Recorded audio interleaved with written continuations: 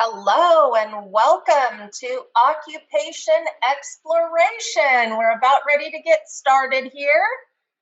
And just so everyone knows, we are recording this for use later in CTE classes.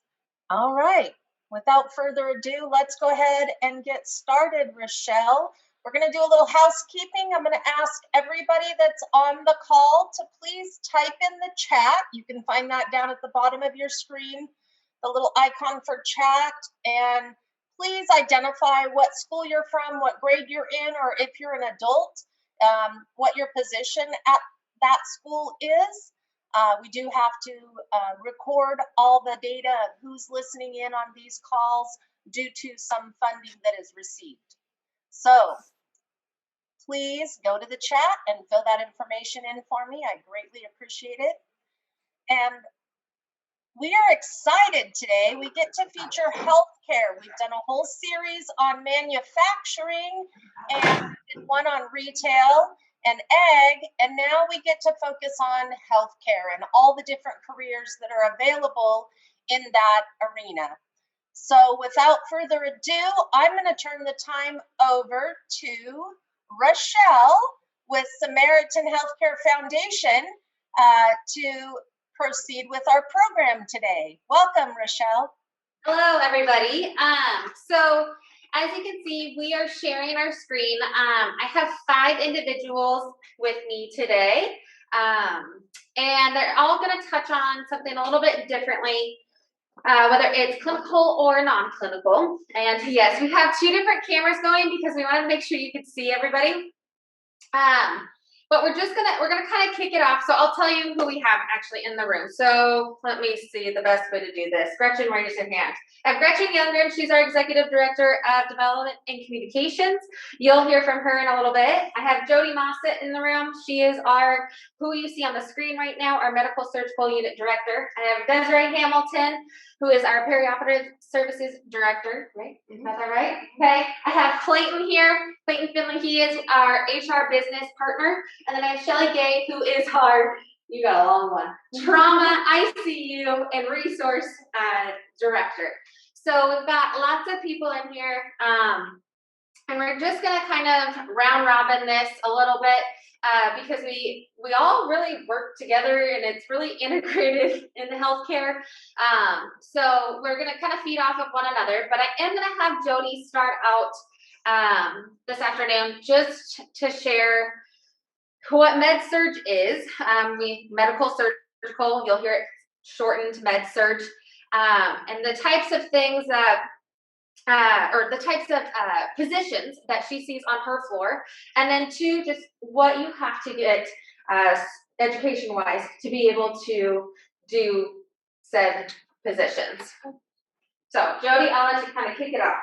Okay, so I'm Jody. I'm the med-surg director here at Samaritan. Our med-surg unit consists of about 25 beds, and we staff RNs, which are registered nurses, CNAs, which are certified nursing assistants. I also have a HUC, which is a health unit coordinator to kind of help run things and answer the phones.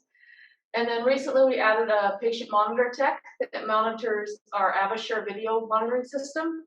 And they also monitor our cardiac telemetry patients, so patients that have to have their heart rate monitored or their heart rhythms monitored.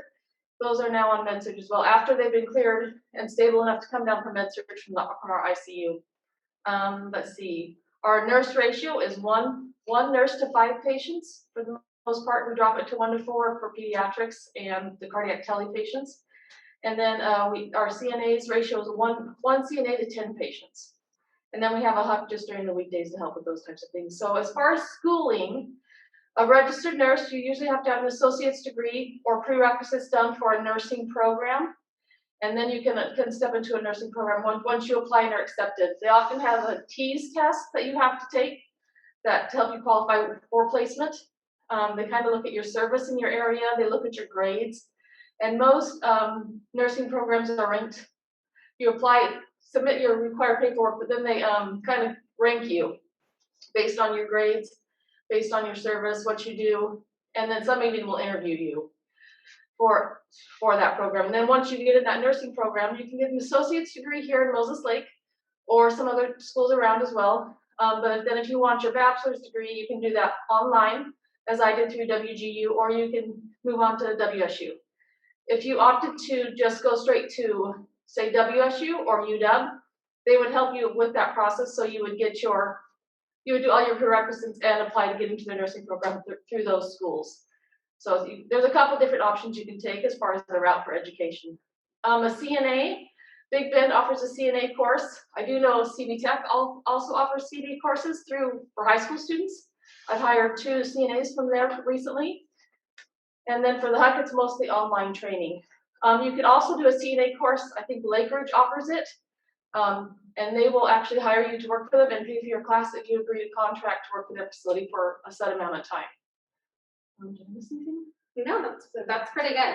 I should say. How do you train to be a teletech? Oh, a teletech. So currently at our facility, we send you meet with our nursing educator, and she puts you through a 3-day course with her.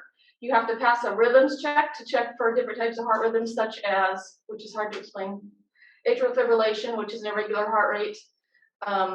They're all different irregular heart rates, but it's based on, is their heart beating too fast, too slow? Do they have is there a heart block in there that's causing a heart attack? They kind of watch those things.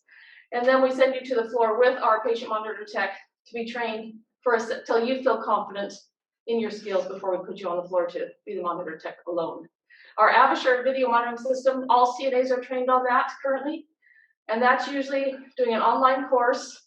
That's a couple hours. And then you go and sit and observe the Avasure with them for about 4 hours. And typically do it for yourself for a few hours before you're signed off to do that by yourself as well. So a couple different options. And all of our patient monitor techs were first CNAs that have stepped into that role. So lots of options. There's lots of positions available in the medical field. So will you talk about a little bit what med-surg, like the type of patients that you will see? No, that's okay. So a medical surgical floor is usually post-op patients that are stable, that don't have too many other health issues. So, and they recover and they wake up okay from surgery, maintaining their own airway and those types of things. But we do total knees, hips, shoulder surgeries, lots of appendix, gallbladder removal.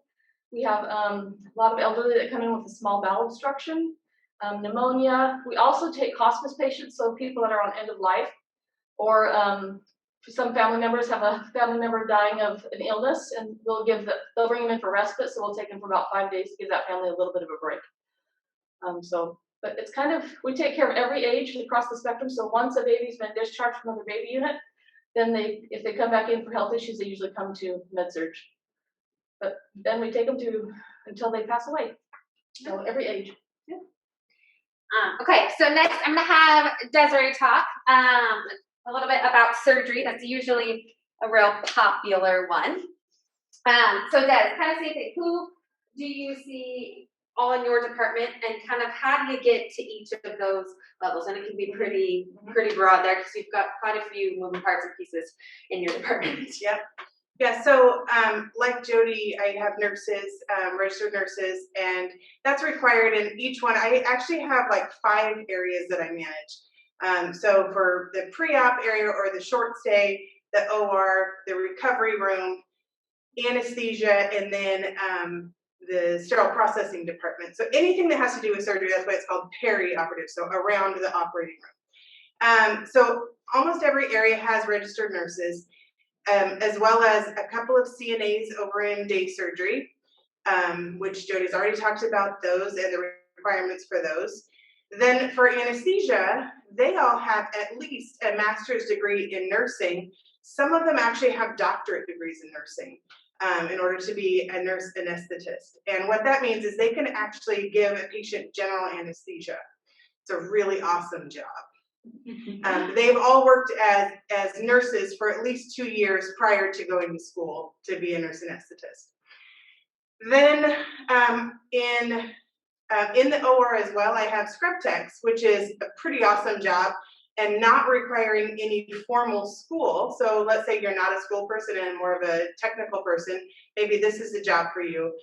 So really what these guys do is they're the ones that stand at the surgery bedside with the surgeon, and the surgeon's like, scalpel, and they hand him the scalpel. So that's that job. And it's very awesome, super intense. I was just talking to one of the gals that's training right now, and we were changing our clothes when we were leaving yesterday, and she's like, I am so tired. Even though she just was in one surgery for 3 hours, it's exhausting because you not only have to be aware of your physical environment, but you can't move within, you have to stay within this like very small square because you have to make sure you remain sterile, that your instruments remain sterile, that your surgeon remains sterile, that you don't touch anything you're not supposed to. And so they have to be watching all of these moving parts as well as knowing what happens next in the surgery.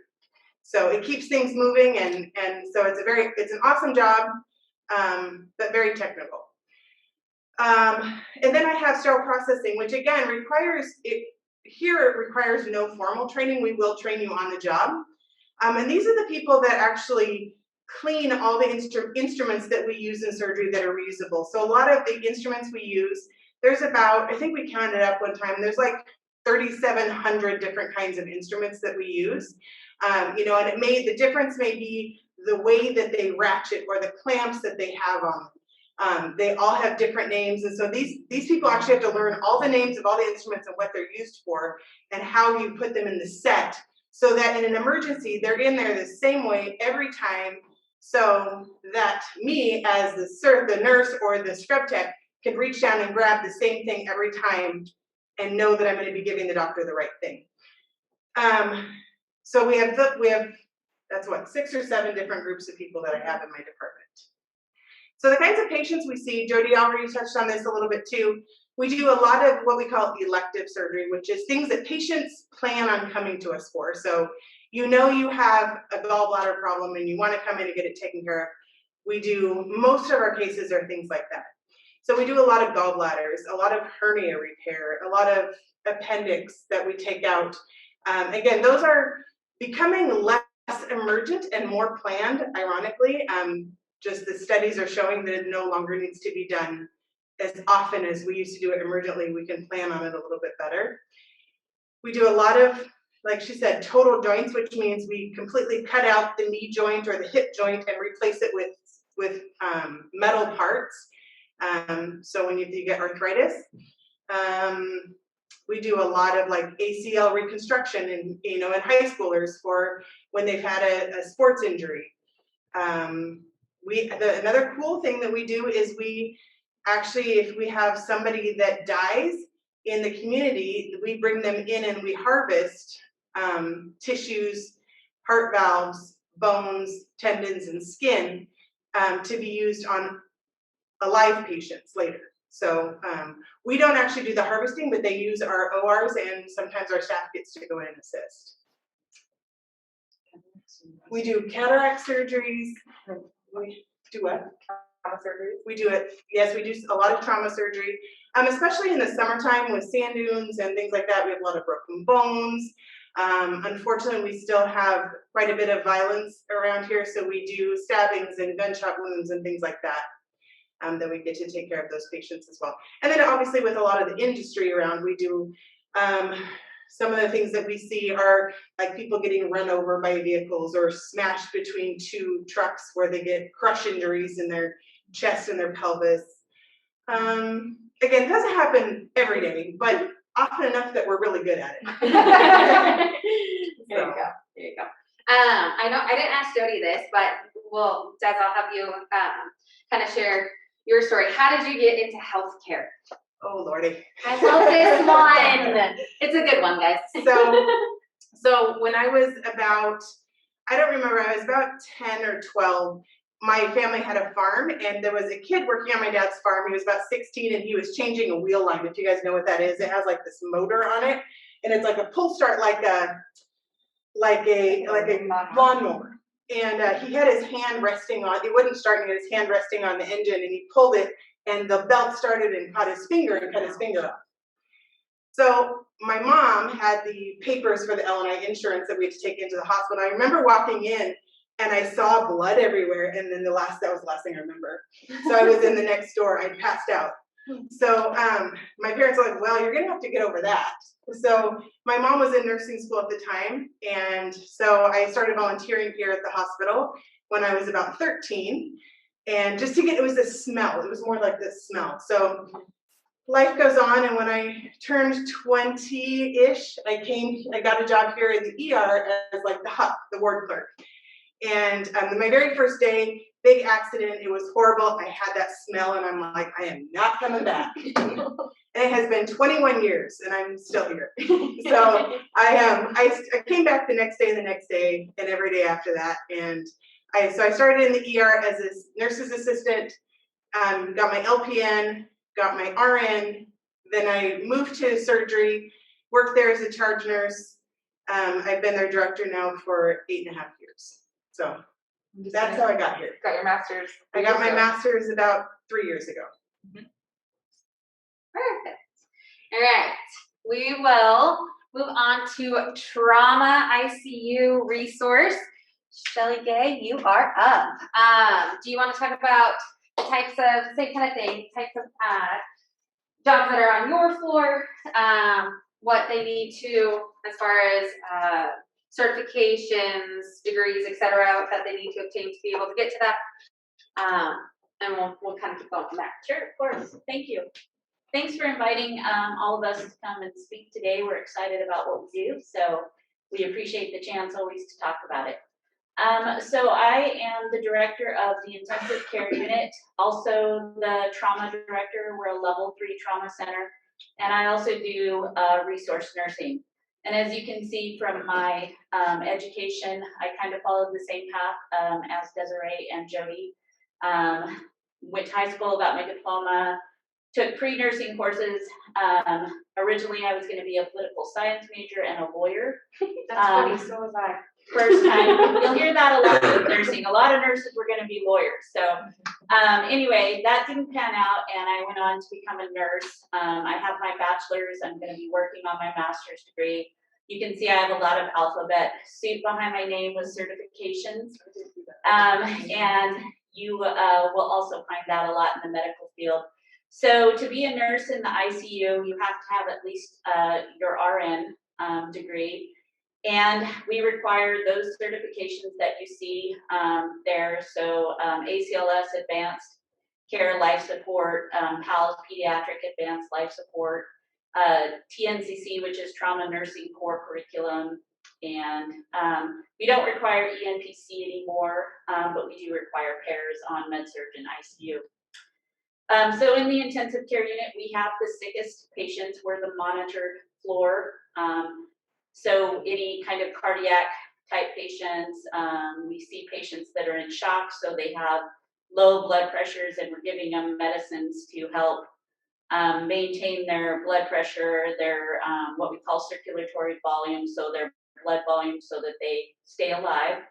It's exciting work, and it's very, you use your brain a lot of critical, what we call critical thinking skills for ICU. We're also, I have a lot of nurses that already have their bachelor's and are working on their master's, so we're kind of the springboard for some of those other nursing careers that Desiree talked about, like nurse anesthetist. Also, a lot of my nurses end up in the emergency department or go on to like be flight nurses that you see on planes and helicopters. So what else do I need to talk about? Type of nurses. So well, before you get to type of that, Jody mentioned the ratio, just to kind of give a perspective of the different floors. What's the ratio for nurses and CNAs, et cetera, on your floor?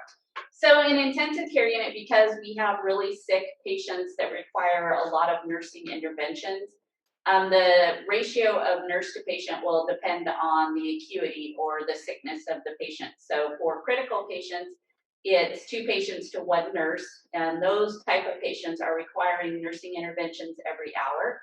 So we're doing something every hour to that patient to make sure that they stay alive.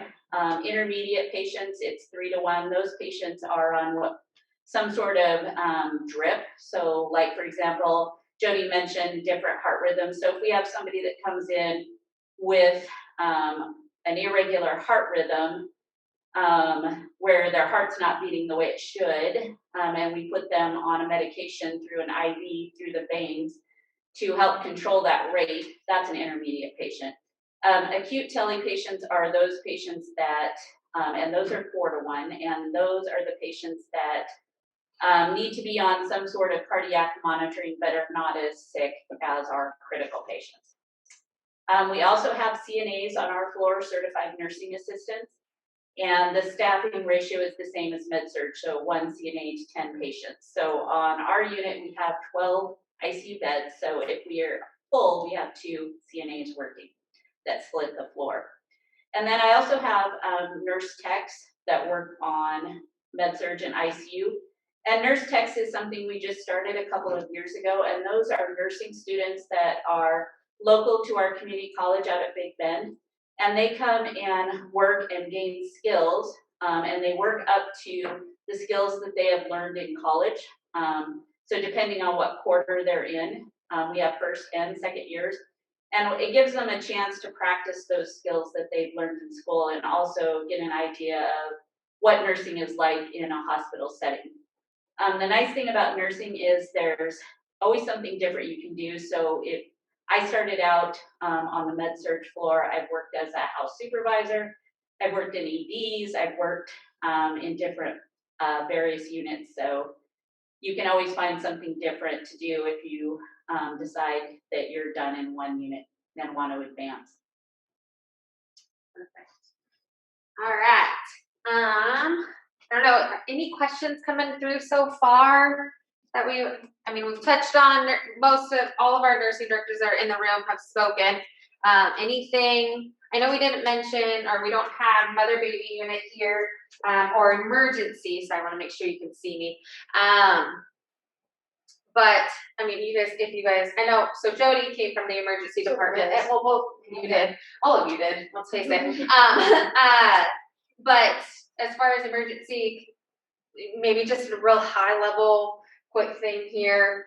Or Shelley could speak as the trauma director. Yeah, do you want to share what it means to be a level 3 trauma center? Sure. So to be a level 3 trauma center, you have to meet certain requirements from the Washington State Department of Health.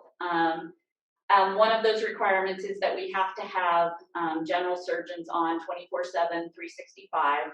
The other one is that we also have to have ortho surgeons on the same 24/7, 365. And then we have to meet, like I said, certain requirements from the Department of Health. We have to have a quality improvement program and training, and that's that trauma nurse core curriculum that you see. The doctors also have to go through training in the emergency department.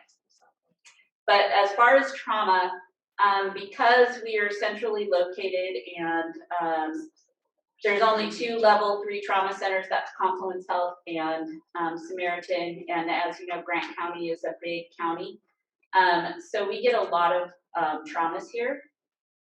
And what we see mostly, our number 1 mechanism of injury, that we call, is falls. The second is motor vehicle accidents. As Desiree said, we see a lot of accidents from the sand dunes, especially in the summertime, some boating accidents. And we're really close to I-90. So we see a lot of motor vehicle collisions there as well. And then our third is what we would call blunt trauma. And that would be falls, again, cause some blunt trauma, but any of those violent injuries, stabs, and gunshot wounds, things like that. A lot of industrial accidents. We have a lot of agriculture, which means you have a lot of belts and augers, and so we see people that get limbs and things caught in that. So we see some pretty significant injuries here, treat them. I'll explain what an orthopedist and Oh, sorry. So a general surgeon or a trauma surgeon is a surgeon that's been trained to respond in basically emergency situations and stabilize patients. Orthopedic surgeons are those doctors that work on bones. So they do the hip replacements, they do any kind of fractures, things like that. Trauma surgeons are also general surgeons, so they focus mainly on, and Desiree probably can answer this a little better, but they focus on stabilizing patients that come in. And so we do keep some trauma patients here if they have vascular injuries or neurologic injuries, so injuries to their head or injuries to any type of veins, then they would be transferred out to like Sacred Heart or University of Washington or even Confluence, who have those type of specialties. And the most common things that people are, it's a survivable injury that we see are things that happen in the belly. So just below the rib cage and above the pelvis, it's a very vascular area. So those are the things that we can usually save people from. All right, so kind of switching gears here, I am gonna turn it to Gretchen. So, Gretchen is our Executive Director of Development and Communications. What does that mean? Hi, everyone. My name is Gretchen. I've been here at Samaritan since the spring of 2015. And prior to my arrival at Samaritan, we used to have a bunch of different departments that all kind of serve for the greater good of connecting the community with Samaritan Healthcare. So we created Development and Communications in 2015, and in our area, we have the foundation, which raises funds for programs and services offered through Samaritan Healthcare, whether it's at the hospital and the clinic. Currently, we're raising $2 million to help towards the new hospital project. So if you know of any great grants, send them our way. We've got a lot of work to do.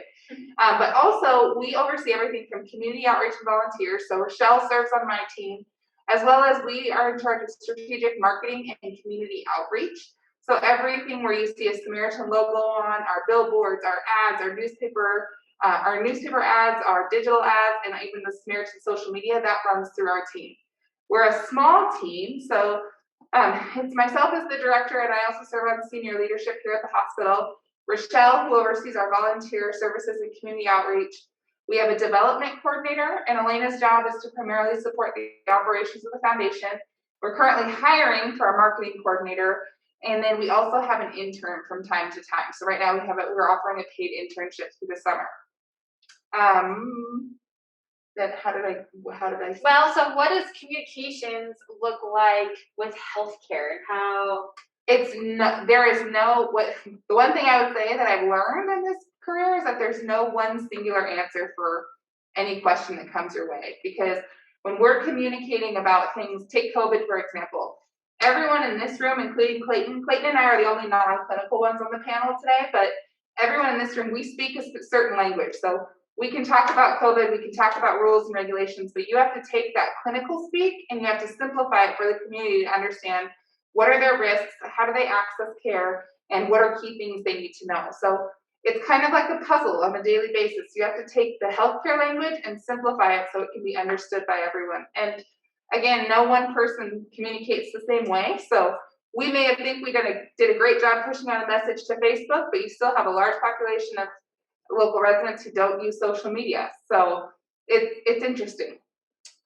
What schooling did you do, and how has that kind of helped with your role doing, communications within the healthcare setting? Sure. So I actually went to Washington State University straight out of high school and thought I wanted to work for ESPN. My dad is a college football coach. My mom was a nursing administrator for 30 years. And when I started in my first broadcasting class, I had a very rude awakening and thought there is no way I'm doing this. But I had interned when I was in high school. I actually was a medical records clerk for her internal medicine clinic that she managed. And then in college, I had an opportunity to intern at Pullman Regional Hospital. And I discovered my dream job, which was taking the best of community outreach, the excitement about athletics, and combining it with healthcare and really serving a need and feeling like I'm making a difference. So I actually got my bachelor's degree in communication studies with PR, and my minor is sport management. So if anyone wants to throw together a basketball tournament, call me. And then I just recently completed my master's in communication and leadership from Gonzaga. And typically in positions like mine, you'll see masters in healthcare administration. You'll also see undergraduate degrees in anything from communications to PR to marketing to business development. But I intentionally chose the more general master's degree because healthcare is changing, and you don't want to have just a specific healthcare focus when you're at a certain leadership level. In order for us to evolve, we have to be willing to take best practices and lessons learned from outside of the healthcare perspective and put them into practice here in Moses Lake. So all of those billboards you see all over Gretchen, you're the one that Sure am, and there's a really funny one gonna go up here pretty soon, so for urology, I can't wait for it to go. Awesome. All right, so can I make one more plug here real quick? Please. Gretchen just mentioned something that made me, and it was something that I put on my thing. She talked about the constantly changing things of healthcare. And I think that the things that as nursing leaders have learned is with our masters, and what we're getting is we are having to learn how to manage a big business. You know, and like if you talk about it, the costs of healthcare are exorbitant. But our yearly budgets are in the hundreds of millions of dollars that we manage. So this is something like, as a high school student, I would never have imagined that. But this is something that you have to learn, and it's not really what you think of when you think of a nurse. So, or even have a business plan, because everyone that you see who's involved from clinical care to non-clinical care, what brings everyone back to healthcare is the people and helping others in their community. So you're having to budget, you're having to balance the black and white numbers of what your expenses are versus what the cost of business is. With, we know we have a need, and sometimes we have to fulfill the need. And I don't want to say budget be damned, don't tell Alex Town I said that, but we in healthcare, especially over the last year with COVID, we really had to weigh risks and balances on what's the best step foot forward for our community. So it's interesting, but you go home thinking, wow. Okay, so next I have Clayton here, and I asked Clayton to join us to talk about a few things. So in the past, I think all of you have actually joined me. We've done something similar like this here at Samaritan, pre-COVID times, where we invite classes to come and just kind of share about the things that you have all heard here today. But Jody and I have kind of gone off-site together before, and as we discussed things, we have just really wanted to hit hard on what do you wear to a job interview? What are things that we're looking for on a resume? Are there positions that maybe you don't need a certificate for, that you can apply 18 years old and get your foot in the door, that sort of thing. So I asked Clayton to join us today to touch on those. They're really important. They may seem really minor, but they make a really big difference. So Clayton, I will let you kind of lead into it. Maybe share a little bit about your experience, and then too, from the HR perspective, what you all are hoping for when you get that application in. Okay. So I have a diverse background. I thought agriculture was my life growing up. I thought, go to Blue Mountain Community College. I'm going to go into agriculture. My dad was the project manager out at the tree farm outside of Boardman. So if you were driving down the I-84, that was my dad planting all those trees, and I participated in that during the summer months. But I took a left-hand turn, and I wound up going into HR. I have been in healthcare now just for about 8 months.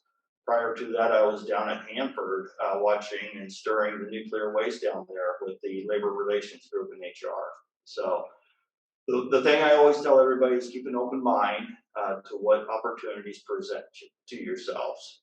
And that's where your resume is very important.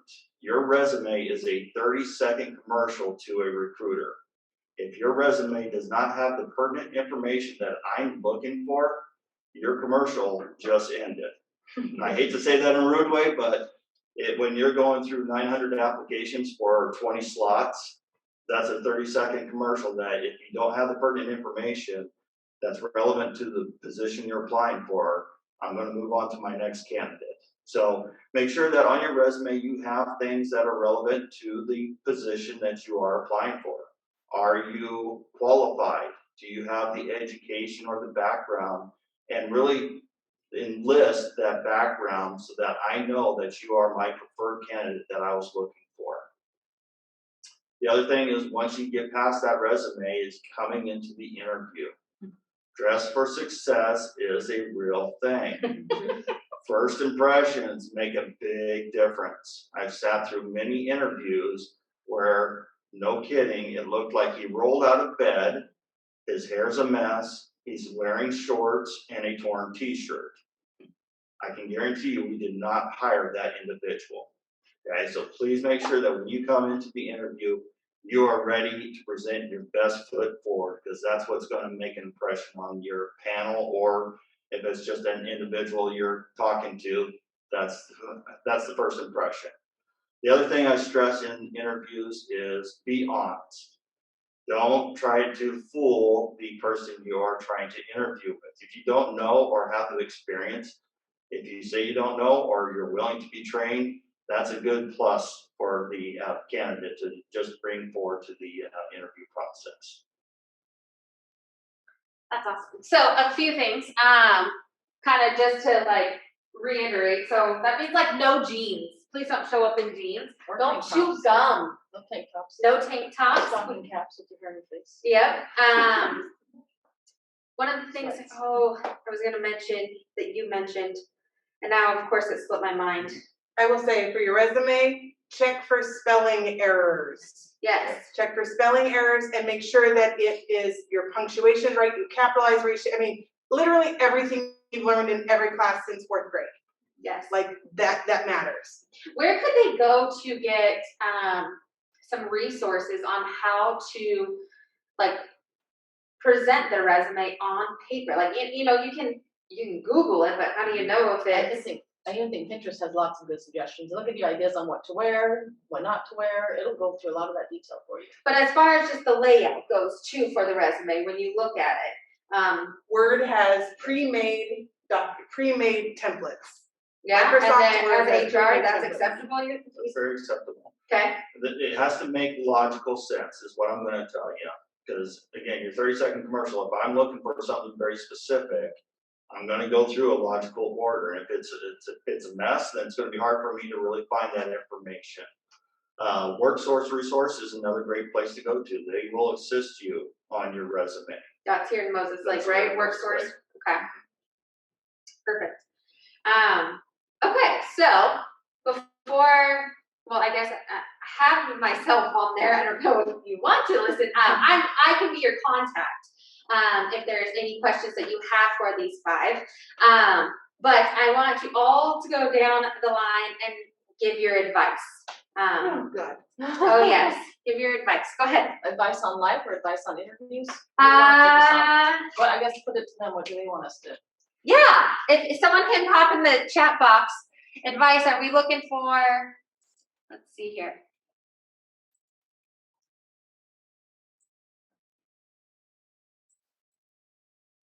Advice when it comes to, it can be, well, go ahead and go off of what you guys put on your slides. How about that?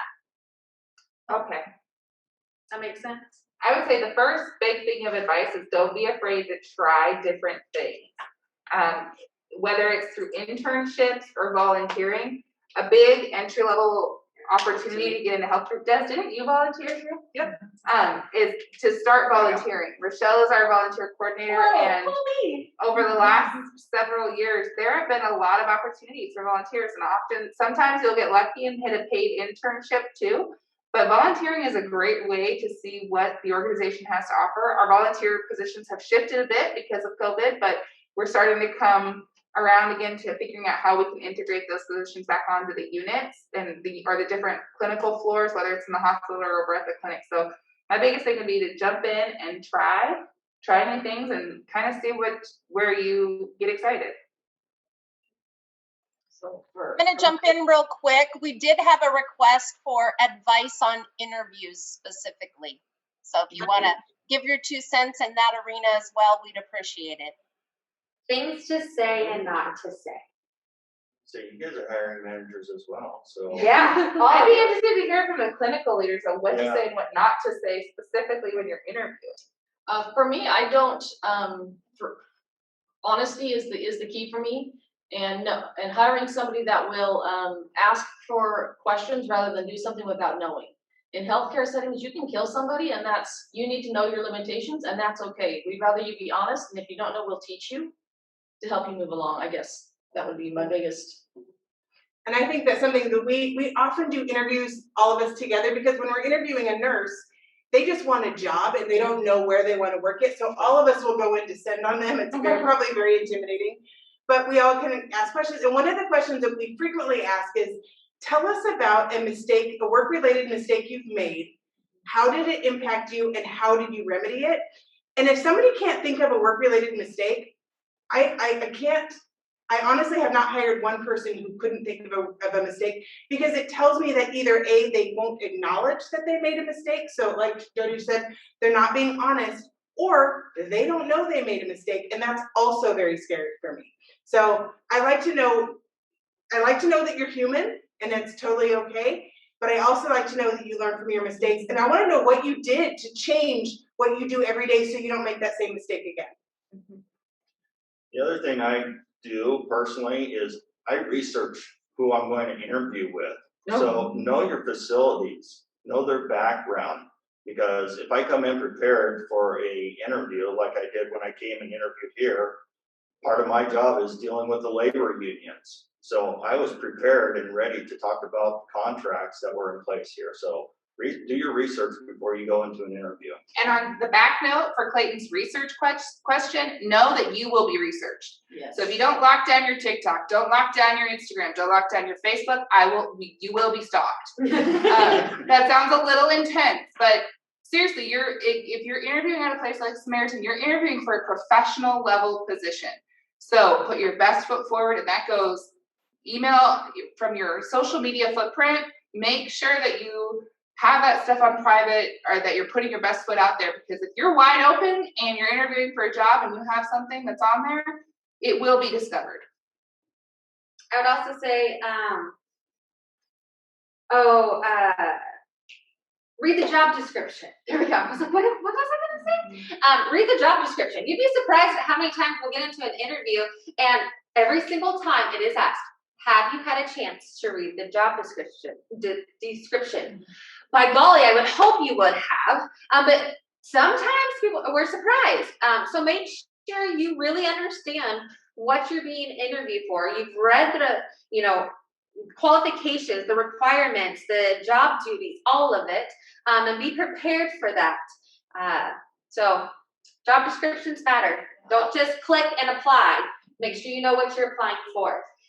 Shelly, I was going to ask you, so as far as nursing goes, I know you mentioned trauma, you have to have a few more certifications for that level of work, but as far as Des mentioned, you're all interviewing together and they have the potential to work on any one of your floors.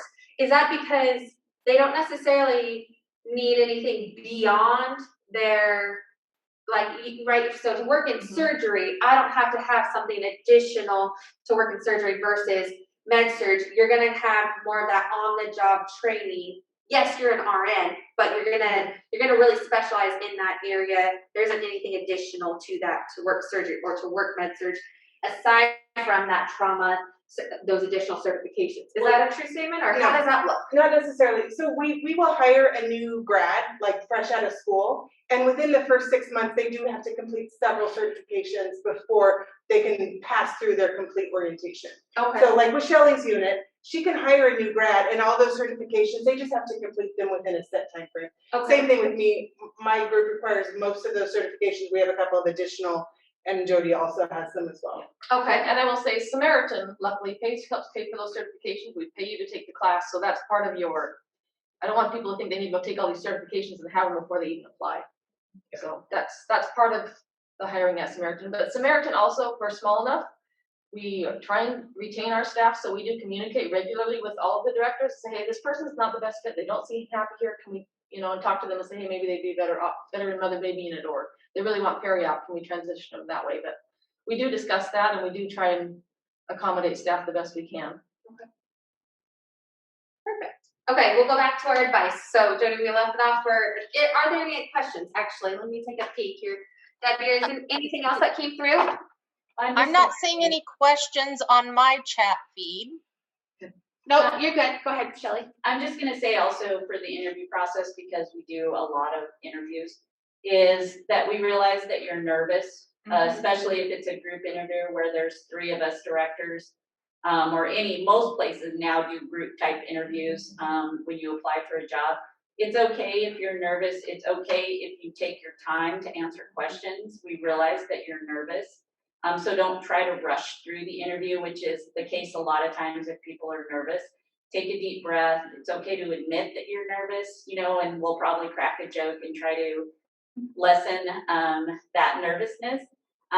So yeah, I maintain eye contact. We can't shake hands anymore, but all of those social niceties that you practice, those all go a long ways. Again, the being professionally dressed, I don't care if you're applying for a job in environmental services, which who cleans the hospital for us, on up to the professional level jobs like nursing director.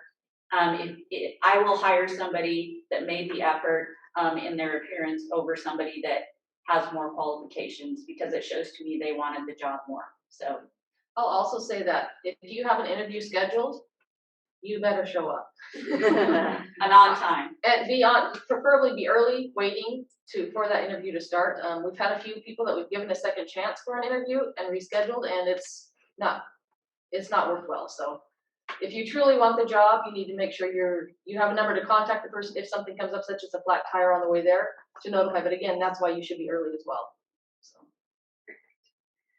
Okay, so before we get back to the advice, if this actually kind of plays into it, this gets a little bit more specific. So if you could go back and give one piece of employment advice to your high school self, what would it be? Start with Shelley.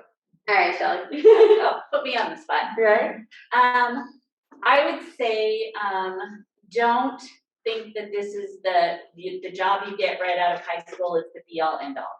Always keep moving forward. I'm the first one in my immediate family to have graduated from college. So, that wasn't, I think in my advice, I said, you have to be your own motivator. It wasn't on my family's radar that you go to college. You graduated from high school. Sometimes you didn't, but you definitely went to work and worked. But so I had to kind of be my own motivator and push myself to accomplish that. And then make your 1 year goal. I'm going to be here in 1 year. I'm going to be here in 5 years. I'm going to be here in 10 years, and keep moving forward towards that goal.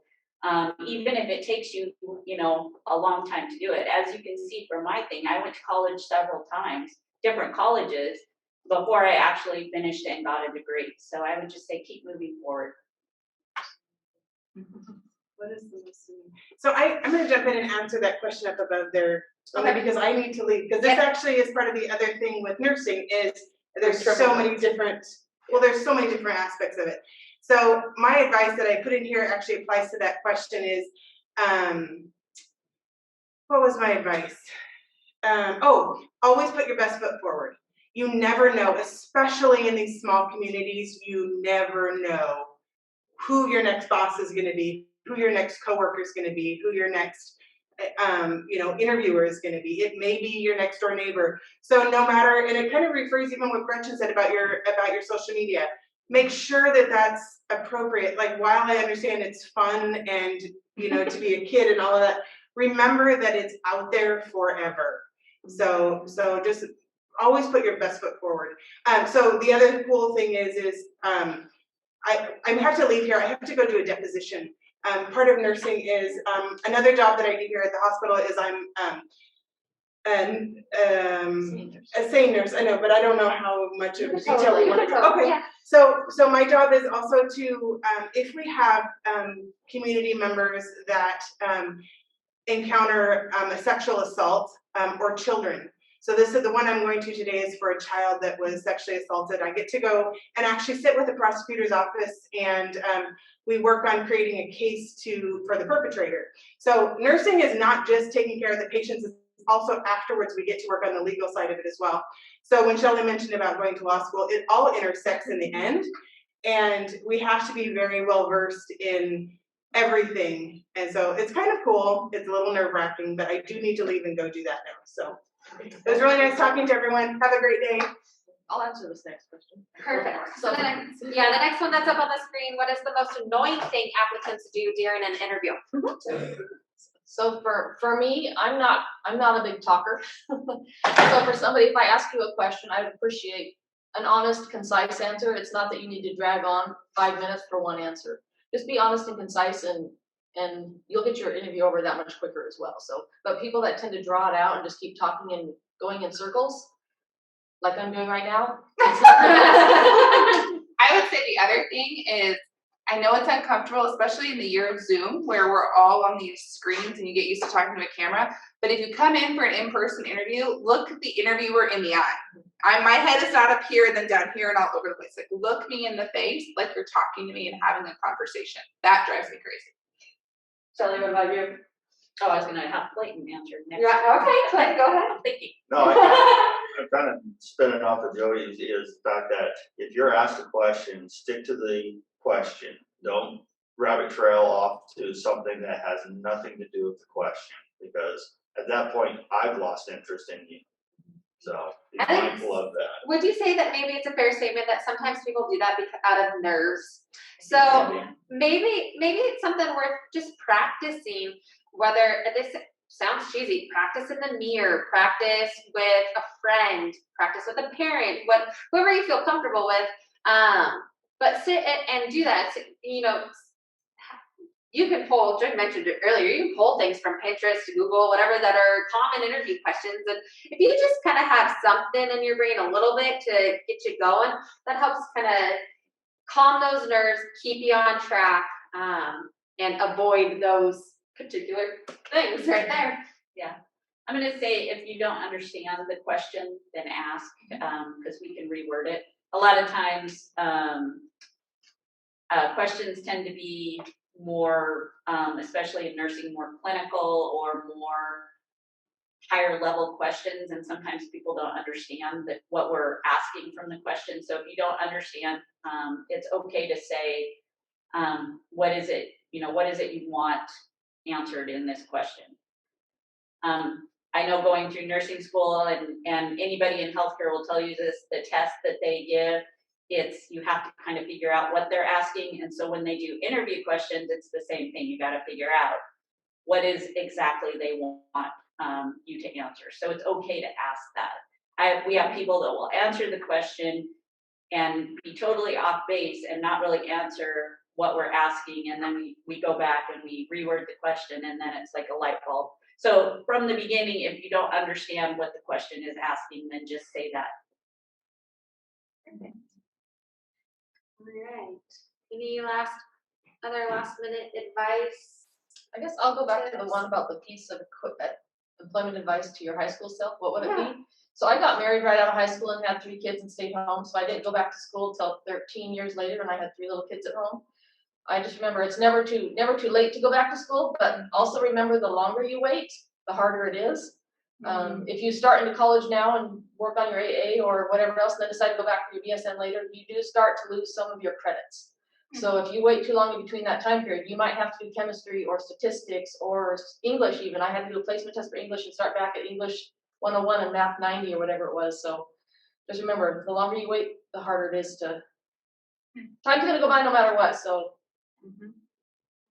So, Yeah. And I'm also going to say, don't forget about technical schools. Yes. Not everybody has to go to college.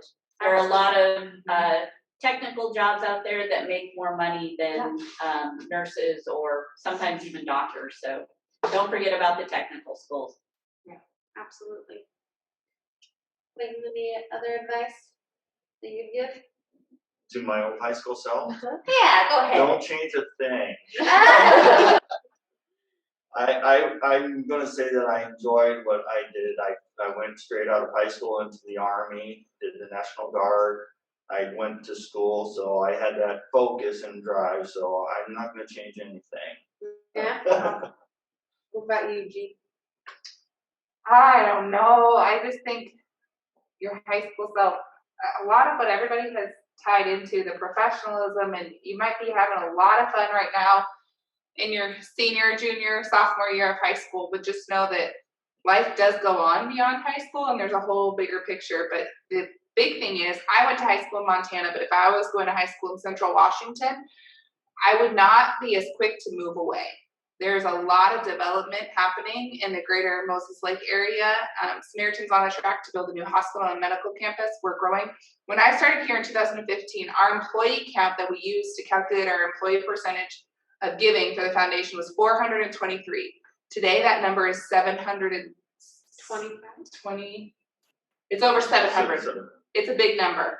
So in just 5 years, we've grown, and we're on trajectory to continue growing. And so we do need to, build that next generation of a workforce. So my biggest piece of advice would be, don't be afraid to look in your own backyard for some incredible opportunities, whether it's a tech school track like Shelly talked about, a 2-year degree, a 4-year degree, or going on for your master's. There's incredible opportunities out here right now. Just remember, in health, if you're thinking of working in healthcare in a hospital, that hospitals run 24/7, 365.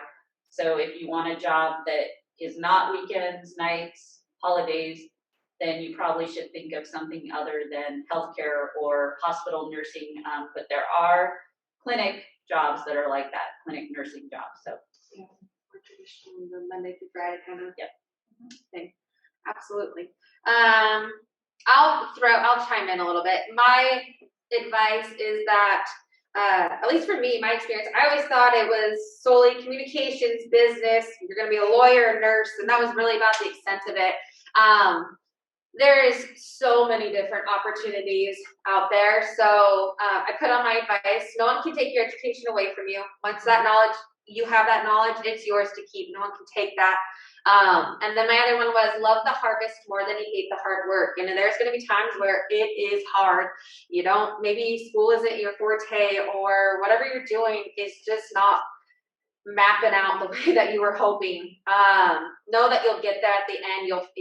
Something will come along and it just clicks and you're like, that's what I'm supposed to do. And I think all of you in the room can probably say you had that aha moment, and they're all doing, I can speak working with them, they're all doing something that they're absolutely supposed to do. So any other questions that you guys have for us, any topics or things that we may have missed and you want us to quickly touch on? Looks like we have about 5 minutes. I think you've done a great job covering a wide array of things today. Awesome. Yes, and hey, if you're looking for a job, please check out our website. We have plenty of openings, from housekeeping to, I think Des mentioned, like surgical techs and scrub. What else? Everything is open. Phlebotomist. We do site training for phlebotomy. I'm going to describe what phlebotomy is. Whoa, don't look at me. I'm not blood. So go ahead. Blood. Yes, blood. That's about the extent that you can get from me as far as that explanation. But yeah, please take a look. And if there's any questions that you guys have, I put on the bottom of this slide, you may reach out to me. I'd be happy to share volunteer opportunities. If there's questions you have for any of the panelists specifically, I would love to pass that along to them and stay in contact. We are big advocates for our community and the students in our community, and really wanting to see you all be successful. So please use us as a resource. Okay. So with that said, again, Rochelle has her contact information currently on the screen. And thank you, Garci, for your comments. And thank you for joining us today for Occupation Exploration. We'll be back here next week with a sneak peek into the Chelan County Fire District. So same channel, same time, Wednesday, May 26th at 1 p.m. for our next one. Thank you, Rochelle. Thank you to the team at Samaritan. Have a great day, everyone. Thank you.